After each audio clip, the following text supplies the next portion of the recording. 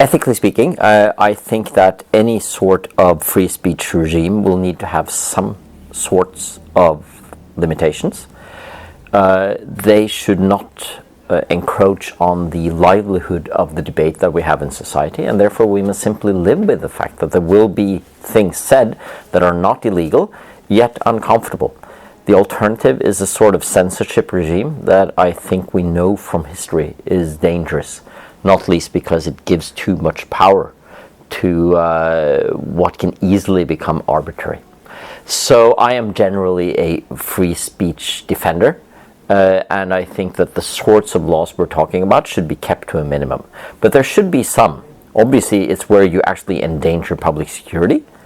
That should not be possible, legally speaking, because that would be akin to actually threatening the life and physical integrity and security of your fellow human beings. But at the same time, I think a society where we have very few ethical restrictions, very little of a sort of debate about what should you say and what shouldn't you say, where the educational system doesn't really pick this up, where parents don't follow up on what their kids say and do and read, would be a society that easily ends up in this kind of moral vacuum. And I think we have a huge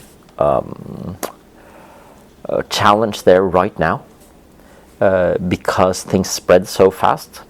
So if you're saying terrible things about others, you are spreading vicious lies, for instance. You know, it's not just about what you whisper to someone else, but it's what's available to millions of people on the internet. And that demands of us much more